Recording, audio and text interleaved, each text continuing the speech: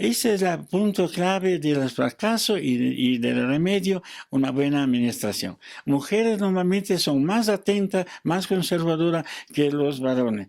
Los varones están acostumbrados a poner al bolsillo una plata y lo sacan del otro. La mujer sabe que tiene que mantener el hogar y mide. Aprendió a medir, hay que medir el número. Eso sí, la tecnología de los números ha sido un poco duro de ser entrada. Padre, pues primero que nada, muchas gracias por aceptar esta entrevista. Estamos aquí en Salinas, Quito, de la provincia de Bolívar, desde Huaranda. Y antes de empezar la entrevista, padre, me gustaría que se presentara ante nosotros, su nombre, de dónde viene, todo lo que nos quiera contar de usted. Bueno, me llamo Antonio Polo, soy padrecito desde 1967 y desde el año 70 tuve la oportunidad de acoger la invitación del obispo de Guaranda de hacer una experiencia de 4 meses que después se volvió de 54 años. Y ya estudié en Roma y ahí es donde el monseñor me pescó, porque había conseguido un grupo de voluntarios de la Operación Mato Grosso, pero quería que un padrecito salesiano, sociólogo, les acompañara, y esa ha sido la oportunidad para mí para emprender el viaje y cumplir un sueño que no se fraguaba, de ser misionero, pero no me decidía, y esa ha sido la oportunidad. Muchas gracias, padre. Entonces empezó con una experiencia de 4 meses y terminó quedándose 54 años. Eh, he hecho diversas entrevistas a diversos líderes comunitarios del Salinerito, de toda la FEU, de la fundación, en Quito, en Salinas, y parece que todas las rutas apuntan hacia usted como un líder que ha inspirado, un líder que ha innovado, un líder que ha creado diversas formas de economía social y solidaria y que ha convergido, digamos, con la comunidad y con algunos pueblos originarios. Háblenos un poco más del cómo fue creando esta parte de la economía social, o más que crear, cómo es que empezó a tornarse toda esta parte. Bueno, más que una teoría, ha sido una historia. Estábamos bajo Hacienda y cualquier cosa que se hiciera, incluso la misma casita comunal que nos había encargado Taito Obispo, hubiera quedado en manos de los patrones. Y entonces la primera prioridad era librarnos de la Hacienda. Para librar de la Hacienda había que conquistar el derecho de las vertientes de agua salada, que era la forma con que los patrones dominaban al pueblo, a través de este dominio sobre las vertientes. Y se hizo la cooperativa de ahorro y crédito, y esto ha sido una gran luz, no solo para librarnos de la hacienda, adquiriendo el derecho a las vertientes como grupo humano de parte del Estado, sino cómo aprender a qué es un ahorro, qué es un crédito, qué es una buena administración, qué es una democracia organizada, y después qué es una fuente de trabajo comunitaria, porque libres de la hacienda, la alternativa podría ser que surgieran nuevos patroncitos. Quien tiene un poco más de ñeque, un poco más de recursos, fácilmente se hace dueño de los que quedan atrás. Por suerte, la misma comunidad optó y el cooperativismo ha sido el instrumento legal, pero eso nacía del corazón de la gente, de decir, no, patrones no, la comunidad será la que guía, la que se hace propietaria de las cosas, y nosotros servimos a la comunidad, obviamente alimentando nuestros hogares, respondiendo a nuestras necesidades, pero con esta visión de conjunto. Claro, digamos que históricamente ha habido una explotación por parte de la colonia, de los hacendados, hacia los pueblos originarios, hacia los campesinos, eh, y todo esto empieza a liberarse a raíz de el pensamiento de la gente, o fue un proyecto que surgió de alguien y usted lo impulsó, o viceversa. Usted dijo, creo que la parte de los hacendados no están siendo justos, vamos a juntar al pueblo. ¿Cómo fue esa chispa que inició todo? Bueno, lo que yo acuerdo es que Monseñor Dada también nos dijo, libérense primero de la hacienda, si no todo lo que ustedes hacen va a ser a beneficio del patrón. Pero contemporáneamente la gente sí estaba cansada. Los jóvenes ya se estaban yendo, me acuerdo que era a Pascuales, cerca de Guayaquil, donde un ex salinero había puesto una empresa con plátano y dice que cargaban las cajas de dos en dos y tenía que ir corriendo.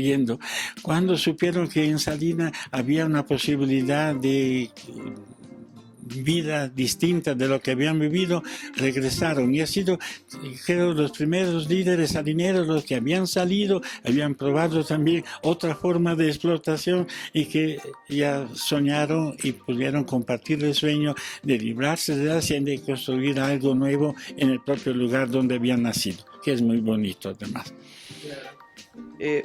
Hablando de la iglesia misma, ¿qué participación ha tenido? ¿Cómo lo ha recibido la comunidad? Entiendo que quizás en otras partes las experiencias han sido diferentes.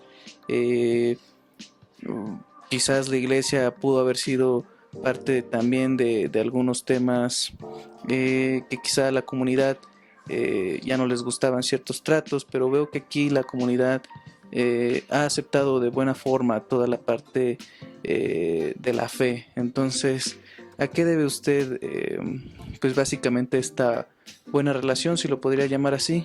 Mientras en otros lugares hay una mala relación. Yo pienso que uno de los tres elementos que han constituido la base, ¿no? El primero creo es el sentido comunitario de la gente.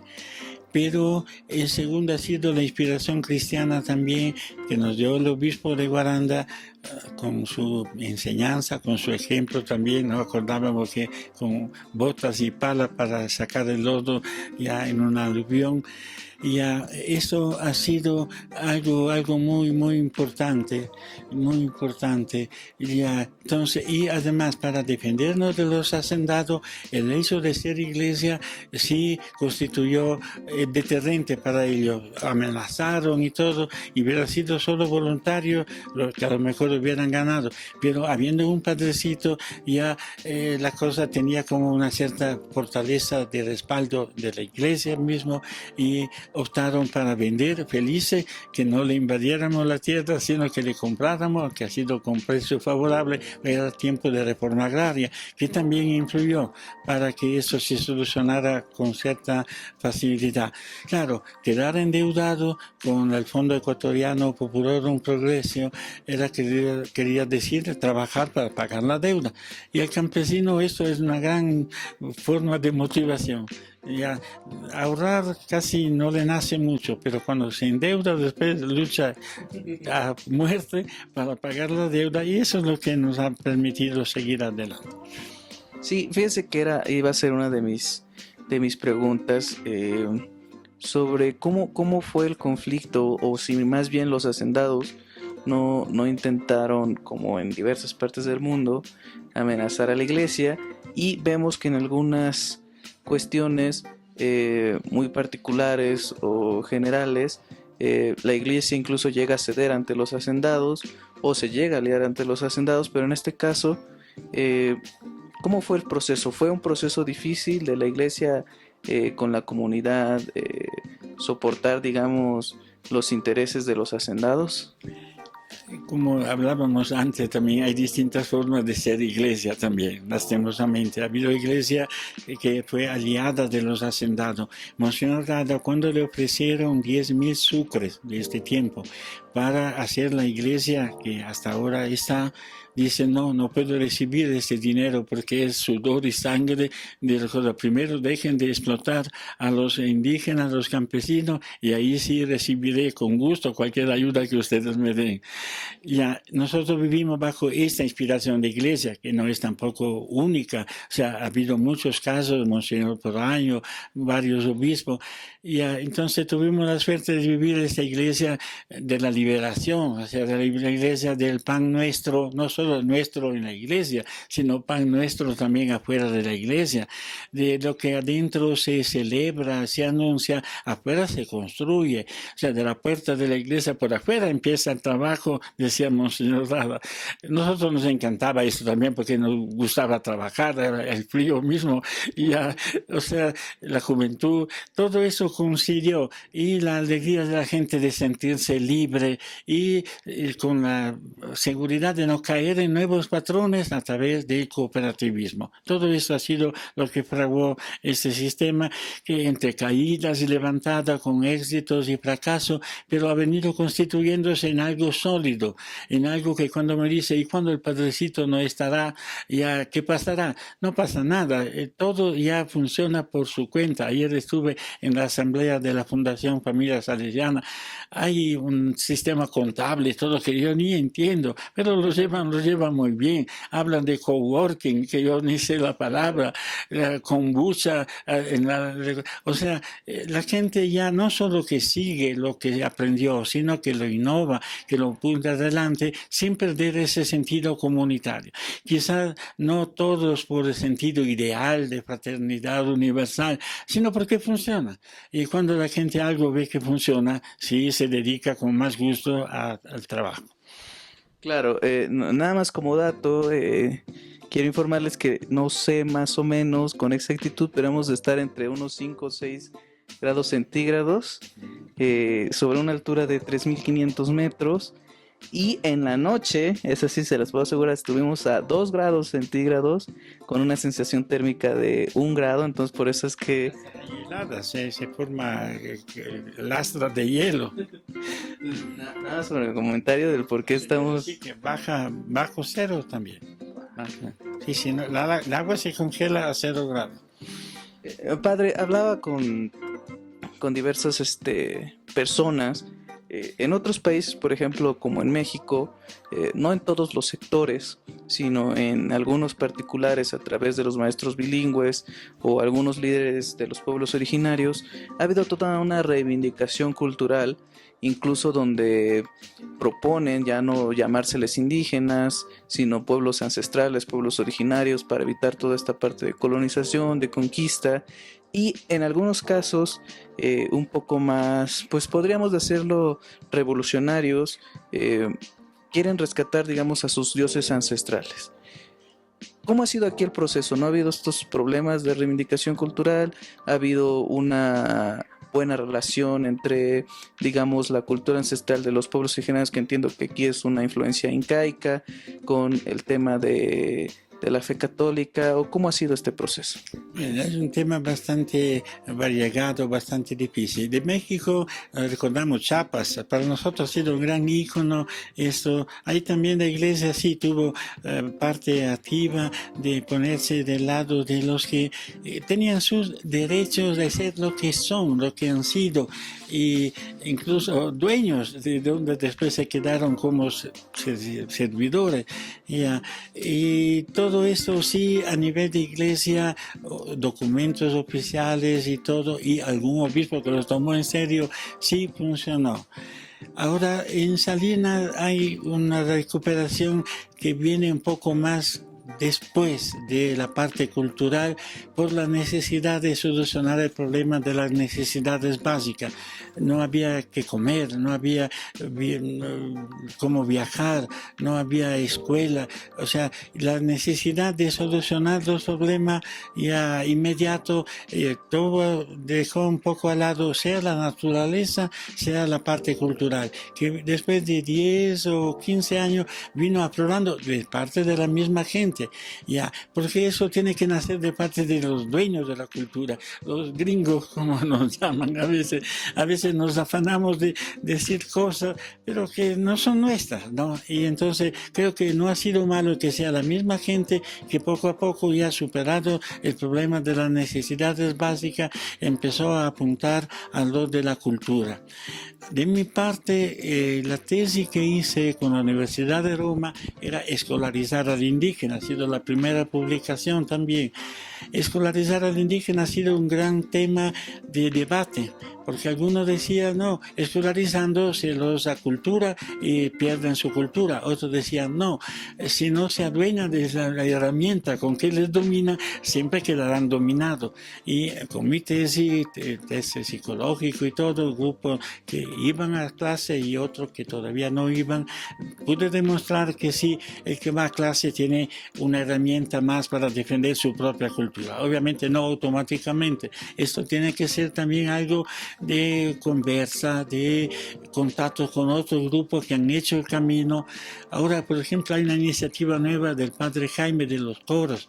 Los coros sirven muchísimo, sobre todo la mujer indígena tiene una voz increíble y un gusto para la música que normalmente no se ha valorado. Con eso de los coros, que sirve también para encuentros, para cosas, y con su vestimenta, parece detalle, pero a veces toca encontrar la pista para que no sienta como que ahora hay una nueva moda, ahora ya el indígena tiene que hacer esto, siempre que alguien le ha enseñado qué tenía que hacer, sino que desde el propio mundo indígena surgen estas instancias. Fíjese que hay algo que me llama mucho la atención, que usted comentaba anteriormente. Sí, sí, sobre su tesis de la escolaridad, si los pueblos originarios no se adueñan o no dominan la herramienta con la que fueron conquistados, seguirán siendo conquistados, ¿no? Eh, ¿Podría hablarnos más sobre ese aspecto? O sea, ¿cuál era el fondo de la crítica de esa frase? La crítica a la escolarización era que es un instrumento más de dominación, porque ¿qué transmite? Transmite la letra, transmite los números, pero transmite también una ideología, y es la ideología dominante.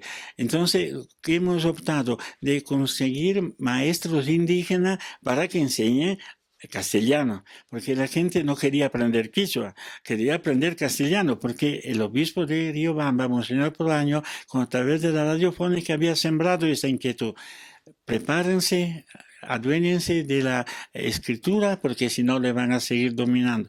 Donde íbamos no había comunidades, había solo zonas, y se daba la misa, porque llamaban para la misa, pero decíamos, ¿y ahora qué? ¿Y qué es lo que pedían? Escuela. Hacíamos una chocita con bancas que eran tablas, piedra, así como era posible, pero y los profesores sí buscamos que sean indígenas. Había una escuela de profesores indígenas cerca de la Tacunga, en Guatacama, y eso ha sido el instrumento para moderar o contrarrestar el efecto secundario. Cualquier opción humana tiene sus debilidades, tiene sus contraindicaciones, pero se trata de optar mejor y cuidando lo que queda atrás. Y entonces eso se buscó hacer. No digo que lo hayamos hecho a plenitud y bien, también porque a veces el mismo indígena está cansado de tanta cosa que le aplicaron a este término que prefiere disfrazarse de mestizo o lo que sea. Eso también existe y es fruto también de la historia. Hay que moverse en situación humana, haciendo los pasos a medida que se pueden hacer. Padre, hablemos un poco ahora sí del cooperativismo. Tenemos toda esta fundación salesiana que conglomera a un sinfín de cooperativas, redes. Hablaba ayer con Vinicio, con su hermano allá en Quito, y me explicaban que hay alrededor de 60.000 familias impactadas de manera indirecta, miles de cooperativistas. Este, de dónde sale tanta innovación, tanto ingenio para decir vamos a darle valor agregado a estos productos? evitar a los intermediarios o acaparadores, hacerle lucha pues a todos estos intereses económicos de unas cuantas personas para transformarlo en algo colectivo. Eh, ¿Cómo se llevan estos procesos? ¿Qué es lo que lo ha inspirado o la gente ha llegado con usted? No sé, cuénteme este proceso. Bueno, es como una especie de rompecabezas que ha venido formándose por piezas, ¿no? La primera cooperativa de ahorro y crédito nos ha enseñado, bueno, primero nos ha librado de la hacienda, haciéndonos dueños de las vertientes de agua salada, que después no pudimos ni usar. Recientemente los chicos de esta generación están recuperando, va a ver qué bonito museo con la chocita, la sal, como era. Bueno, entonces lo primero ha sido la cooperativa de ahorro y crédito, que hemos aprendido que es el ahorro. Si un pobre no aprende a ahorrar, aunque sea un centavito diario, siempre quedará pobre. Ya, hemos aprendido el crédito, o sea, no esperar donaciones que a veces llegan tan fácil y después cuando se acaba se espera que llegue otra. El crédito, en cambio, es algo de sudado y de hecho las tierras se pagaron con crédito del Fondo Ecuatoriano Popular Progreso. Entonces el ahorro, el crédito, una contabilidad sencilla pero bien atenta, con arqueo de caja, con los borrones en el libro de caja diario, si había algún borroncito ahí, eso era para ver. O sea, eso de tomar en serio la cuenta, quizás hasta ahora no entra suficientemente en el mundo indígena. Creo que aquí sí se tuvo el mérito de darle toda la importancia a la administración. O sea, arqueo de caja, de día, de noche las cuentas tienen que cuadrar y si no, no se da el paso adelante. Porque todo lo demás viene con cierta facilidad. Un poco la dificultad de número. Ya, cuando preguntaba a una mujer cuántos hijos tiene, no decía 8, decía, a ver, el Manuel, la María, o sea, los números no es lo más propio del mundo indígena. Ya cuando hacían contaban las papas, las lonas de papa con una papa con la uña así, o sea, el mundo indígena por ser muy cercano también a la naturaleza, no adhiere mucho a los números. Ha sido una gran lucha y eso sí, no hubo cómo aflojar, porque la mayor parte de las empresas, de las comunidades fracasan por la mala administración. Mala porque uno sabe demasiado poco o porque uno sabe demasiado tanto y aprovecha de los que no saben. Entonces ahorro, crédito, contabilidad, democracia. Decir que el mundo indígena aplica mucho la democracia, diría que no. Hay un cachicazo, hay cosas. Si el líder jala por arriba, todos de arriba. Jala por abajo, muchas veces se van de atrás por abajo. Entonces, la división de cargos que da el cooperativismo de responsabilidad es muy importante para adaptarse un poco al sentido democrático. Lo que se añadió ha sido la producción, porque mover dinero, para moverlo hay que tenerlo, para tenerlo hay que producir.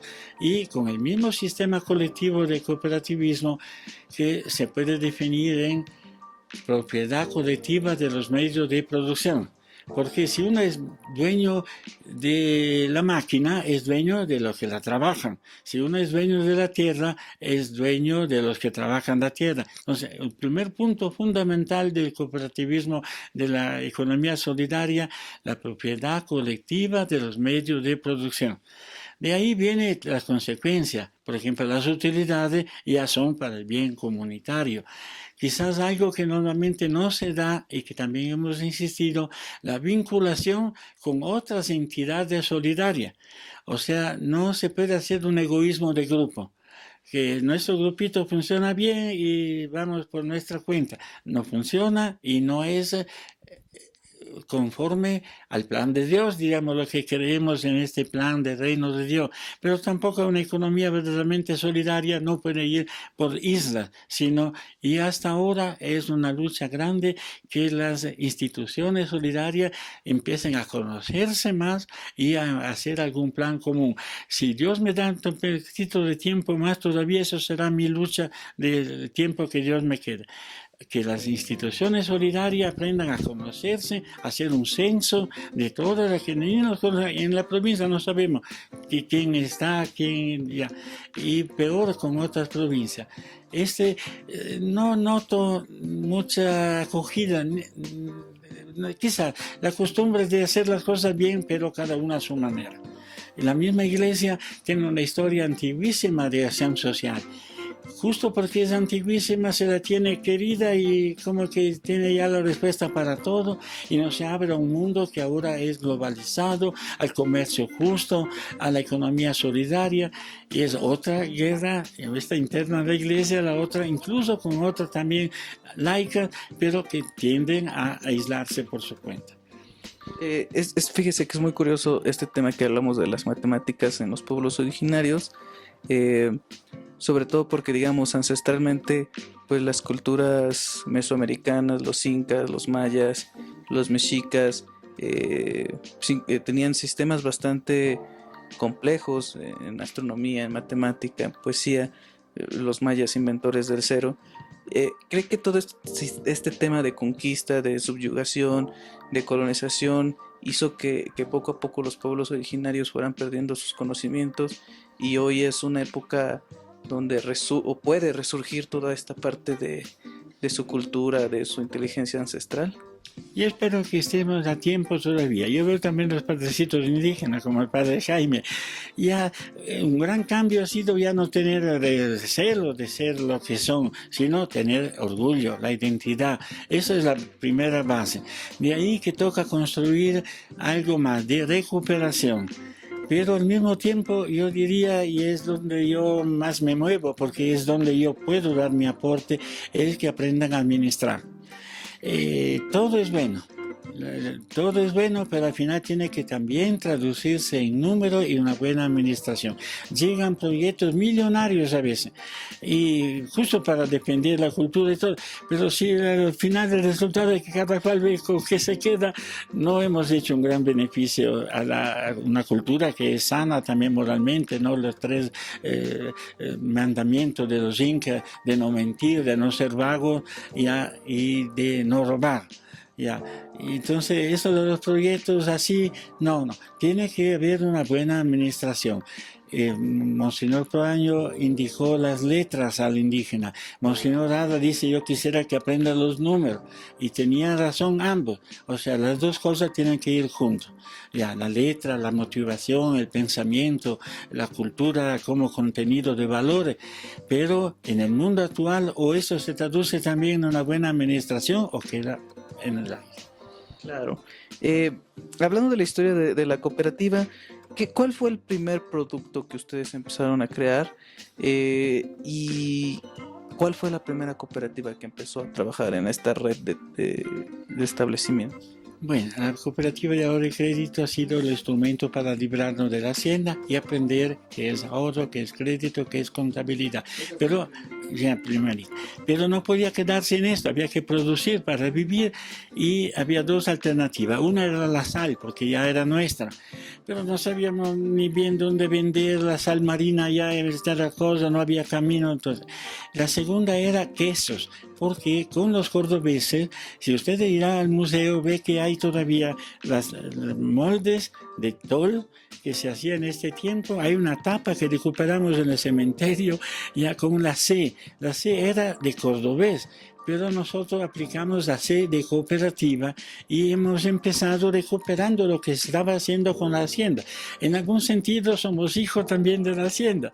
Ya, no nos importa. Las cosas buenas son buenas a la medida en que tú le coges por el lado correcto. Y entonces, esto de la primera quesera ha sido la primera opción. Fracasó porque nos faltaba una buena administración, que no sabíamos de número, y nos faltaba la comercialización. Cuando vino el suizo ya habíamos aprendido a administrar, habíamos aprendido a organizarnos, y entonces el último toque que él dio es hacer queso, que ya la gente sabía hacer, pero diversificar y sobre todo abrir la tienda en Quito. Habiendo tienda en Quito, esa ha sido la pista de oro, que pocos se preocupan en el desarrollo de decir ahora dónde vendemos. Le enseñan a hacer las cosas, después vea cómo se la arregla. Y se la arreglan volviendo a sembrar papas y a comer papas, porque esto ya es lo que está a su alcance. Es un proceso difícil, sobre todo para el campesino que está acostumbrado únicamente a producir la materia prima. Eh, y como entiendo que para realizar procesos o manufactureros o darle valor agregado a los productos se requiere maquinaria, se requiere inversión. Eh, ¿Fue difícil ese proceso? ¿Cómo se trajeron la maquinaria o cómo empezaron a darle valor agregado a sus productos? Hemos empezado con la ollita, primero robando a los cordobeses los moldes de joda. Ya, por ejemplo, después, ya, en noviembre hay los pinados, con los pinados hay la venta de mortiños para la colada morada, y quisimos evitar los intermediarios y nos quedamos con toda la caja porque no había camino y todo. Hicimos mermelada. ¿Con qué hicimos? El piso era de tierra, pero una olla siempre se encuentra, azúcar como quiera se consigue. Hicimos, ¿dónde vendimos? En la tienda de los quesos en Quito. O sea, al final el tractor que siguió jalando ha sido el saber dónde vender. Y cualquier persona que decía, vea, ¿por qué no hacen esto? ¿Cuál era la respuesta nuestra? Bueno, saber no sabemos, pero podemos probar. Probaremos. Cuando nos dijeron esto de chocolate ha sido el reto más grande. No sabíamos ni cómo es un árbol de cacao. Ya, y empezamos de nuevo con ollita. Verá, el primer pedido que nos vino de Austria, no, de Austria, Misio de Austria, ya era un tubo de PVC, hicimos anillo, cortando. Esos eran los moldes. Ya, y la ollita y cosas. Entonces, bueno, ya teníamos un molino de 1895 que venía de Ambato. Y la primera sorpresa ver que el cacao seco salía del molino líquido. Una sorpresa total. Bueno, ahí hice a poner moldes y cosas. Ya, entonces, bueno, el cacao ya molido. Y después que, bueno, azúcar, sí, claro, azúcar impalpable, dijo algo. Bueno, azúcar impalpable. Y después, bueno, algo hay que poner adentro. Maní tostado, maní tostado. Mandamos a Austria, fue un éxito. ¡Ah, qué fácil es! No sabíamos de qué nos poníamos. Hasta ahora. Ahora con la crisis de los precios de cacao, qué retos tan grandes, ¿no? Pero la gente ya está preparada y se defiende. Pero ha sido un proceso pasito a pasito. O sea, no esperar de tener ya todo, sino apenas se puede dar un paso, darlo. De un paso bien hecho nace otro, o quizás nacen tres. Padre, entiendo que no solamente aquí en Salinas y en las cooperativas, siempre hay una historia antes del éxito de fracasos. Eh, y en muchas ocasiones los fracasos pues ya no se logran recuperar. Una persona fracasa, se desanima y pierde. Y si una persona en lo individual es difícil recuperarse de un fracaso, eh, cuando una comunidad fracasa, quizás sea todavía más difícil, ¿no?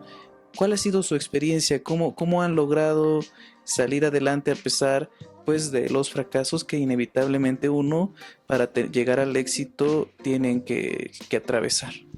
Y frente a un fracaso hay dos soluciones. Una, sentarse a llorar, otra, empezar a pelear, y otra, decir, bueno, ¿cuál es el plan B? ¿Por qué fracasamos? ¿Qué es yo? Normalmente es administración. Si hemos equivocado administrador, cambiémoslo sin miedo.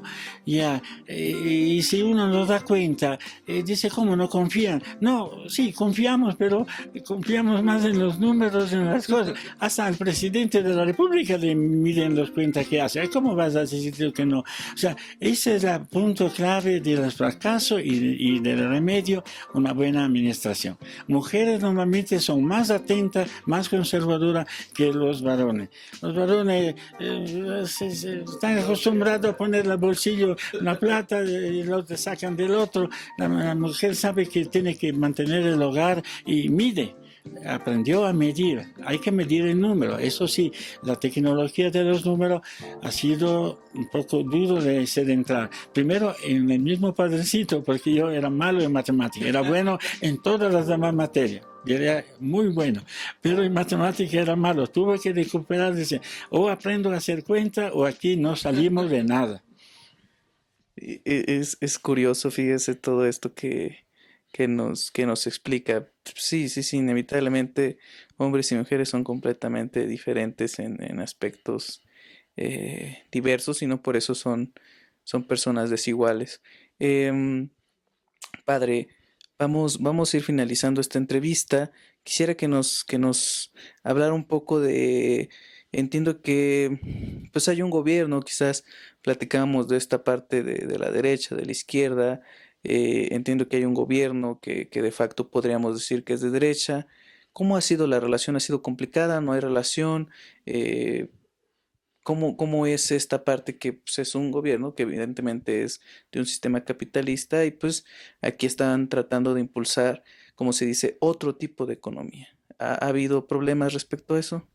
Bueno, durante muchos años nosotros éramos totalmente ignorados por la política y pudimos construir nuestra visión de la política, base de la honradez, de cumplir, de las mingas, de dar algo más de lo que es debido, encima hasta de las leyes laborales, ha habido todo este momento que creó una conciencia que no se mantiene todo como en los primeros tiempos, pero que ha quedado. En los guías ha quedado incluso para explicar a los turistas, los de la nueva generación. Pero poco a poco sí llegó la política. Lo que más nos hizo bien ha sido la visión solidaria del gobierno de Correa. Habrá tenido sus equivocaciones como cualquiera. Ya, y era un poco agresivo. Claro, para cambiar hay que ser agresivo, pero a la gente no le gusta ser agredido y le han hecho la guerra después, hasta inventándose un montón de cosas. Ya, eso de economía solidaria, inspirado incluso, según él dijo, a la experiencia de Salina, nos ha conseguido que la gente llegue a Salina y el turismo que viene con esta finalidad, llamaría turismo social, es algo que nos sostiene mucho en la economía. De hecho, cuando hubo el COVID, ya sentimos fuerte esta macana. El 30% de los ingresos son inmediatos a través del turismo. Con eso se pagan los sueldos. Y lo otro, poco a poco, con los productos que regresan. Entonces, esto, ahora nosotros hemos aprendido que los gobiernos cambian, pero que nosotros hacemos bien si mantenemos nuestro sistema. Si nos ayuda, bien hecho, sea de derecha, sea de izquierda, si nos ayuda, bienvenido. Tenemos un programa con los adultos mayores, ahora este gobierno ya quitó la parte que nos daba, todo queda a cargo de la comunidad. Estamos haciendo una campaña con las demás organizaciones, miembros del Grupo Salina, porque en este momento es la Fundación Familia Salesiana que asume totalmente los mayores. Hemos dicho, bueno, el gobierno no ayuda, las otras organizaciones sepan que los mayores son de todos, son del pueblo, y también tienen que dar su parte para apoyar. O sea, buscamos adaptarnos a las circunstancias más que sentarnos a llorar o empezar a pelear, ver una solución que vaya por adelante. No siempre es fácil, no siempre se atina, no es todo perfecto. Los que dicen, aquí todo el mundo se quiere, todo el mundo... No es cierto, hay sus pequeñas envidias y sus trampitas, ya hay un control constante de la contabilidad, porque si no la tendencia es a irse al chorro. Pero al final se rige, se funciona y no funciona por un padrecito que ya a los 85 años y sin páncreas se dedica a las entrevistas. 85 años, padre. Sí. Wow. He estado estudiando toda la parte de la cooperativa salinerita. Pues tienen radio, tienen chocolate, tienen tiendas, servicios de turismo, textiles. Una familia que coge el hilo de la lavandería y hace ponchos. Ahora todo el mundo anda con esos ponchos de color y todo. Es una empresa familiar que compra el hilo de la hilandería. Esta relación entre comunidad y economía comunitaria y familiar nunca se puso en conflicto. Sería una equivocación. A veces para hacer bien una cosa hay que eliminar las otras. No, las cosas funcionan mejor de varias piezas que se armonizan más que se contraponen. Y mi pregunta iba en ese sentido, ¿qué tantos productos tienen? Ya, tengo aquí el anuario, vean, aquí, si todavía hay una copia, sí, ya, este anuario está con números y todo. De todos, aproximadamente ¿cuántos productos maneja, padre? Un aproximado. 20, 30, pero hay que ver, hay productos grandes, productos chiquitos, hay productos familiares que son derivados de la cosa, pero como digo en el libro, La Laguna de los Sueños tiene un poco la historia, pero los números están en cada anuario. Ha sido una lucha. La gente no le gusta la documentación, no le gustan los números. Y desde el año 2000, que es con la dolarización, podemos comparar año tras año. Los números solitos no hablan, se hablan solo comparando. Si es más o si es menos, quiere decir que estoy surgiendo o me estoy hundiendo. Ya, el número en sí no dice. Estoy viendo aquí Laboratorio Gastronómico Urcu Micuna. ¿También tiene laboratorio entonces? Sí, sí, y te hice conocer al chico ya ingeniero en agroindustria y te pido que lo visite. Es la planta de arriba del museo. Laboratorio Gastronómico donde innovan productos, crema Sí, de hongos. sí, kombucha, ya ha recuperado la sal que se estaba perdiendo y era perder hasta la parte de la cultura, ¿no? Porque ha pasado de todo. Salina en tiempos de los, no tanto de los incas, porque también eran tan conquistadores como los españoles, claro. Pero en tiempos de los Puruá, de los Panzaleo, era un pequeño imperio que llegaba hasta Perú, hasta Colombia, con la sal. Piscinas también tienen. Sí, sí, para los adultos mayores, pero ahora es más para los niños. A los adultos no les gusta mucho entrar al agua. Árboles, o sea, siembran árboles. Sí, la parte de la naturaleza es importantísima. Aquí atrás del convento, de la iglesia, había solo paja y basura. Y ahora usted encuentra 150 plantas distintas con su nombre científico, y hasta una frasecita de valores, ya, para hacer que el amor a la naturaleza no quede tampoco en palabras, que es un peligro también. Se habla mucho de papá, mamá, después se pone químico, se quema, ya, hay que siempre ir al fondo de las cosas. Pareciera imposible, yo que estoy visitando una comunidad, digamos, un poco alejada de lo que es la capital y a tantos niveles del mar, que esté bastante desarrollada este pueblo de Salinas. ¿Cómo ha sido su crecimiento? No me lo imagino quizás hace 50 años que usted llegó. Al comienzo lento, hay que tener paciencia, los comienzos son lentos, pero hay que demostrar enseguida que vale la pena. La gente cree en los valores, pero si no son suplementados, sostenidos por un buen servicio, eso decía mi papá, mi mamá decía, te va a ir bien porque sabe motivar a la gente. Mi papá decía, no le hagas caso a tu mamá, a la gente no le interesa la motivación, le interesa un buen servicio. Ya, tenía razón ambos, o sea, hay que motivar, pero no hay que dejar de servir. O sea, por pequeños que fueran los pasos, pero eran pasos que la gente decía, ya estamos un poquito mejor, y da ganas de estar más mejor, como a veces se dice popularmente. El comienzo ha sido lento, o sea, los primeros 10 años han sido casi solo de siembra de cosas, pero al mismo tiempo ya se veía que valía la pena entregar la leche a la quesera porque el precio, el pago era inmediato y era algo positivo. O sea, la gente cree en los valores, pero diría yo que en general cree más en lo que decía mi papá que en los servicios. O sea, cuando hay un fracaso hay que ver que no cargarlo a la gente, porque si no, no se lo olvida nunca. Hay que cargarlo a los dirigentes, a los que no han sabido hacerlo, al padrecito, que pongan que sea un dinero extra, porque a veces toca hacer también cosas que no tienen sentido en base a los grandes principios del desarrollo, que la gente se mal acostumbra, o sea, cuando toca ayudar, aunque sea económicamente, hay que ayudar económicamente, pero no como para que la gente se quede en esto, sino para que dé el paso. O sea, depende mucho con qué dirección yo pongo o no pongo los recursos externos que también vienen. Y el manejo de los recursos externos es importantísimo, como lo del voluntariado externo. Hay voluntarios que enseñan todo, pero la gente espera que venga otro. No, aquí se pusieron a aprender, hasta le invitaban a las casas para aprender más. Esa ha sido la diferencia. Padre, para ir concluyendo, sumamente importante esta entrevista, le agradezco mucho el tiempo que se está dando.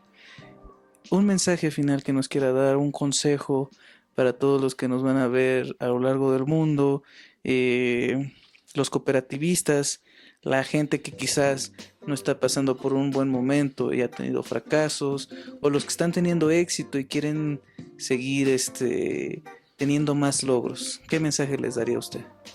Ya, que trabajar para un mundo mejor vale la pena, llena la vida. Y que empezar con pequeñas cosas, hasta con muchas dudas, no es un problema. En el camino se ajusta la carga, decía Monseñor Dado. Y eso de que grandes programaciones y cosas, después llega un COVID y todo se va al aire. Hagamos la programación que esté a nuestro alcance, mirando siempre adelante, pero haciendo que los pasos que estamos dando, por pequeño que sea, sean buenos, sean honrados.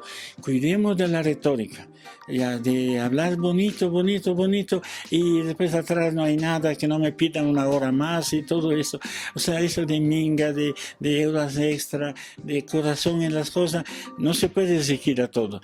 Yo comparto con mi papá, la mayoría de la gente no es idealista, es más bien práctica o por necesidad o lo que sea, pero contar con alguna persona que cree en lo que hace, cree en el reino de Dios o cree en un mundo mejor, porque ha habido personas que no eran creyentes, han sido hasta mejores que muchos de nuestros voluntarios creyentes.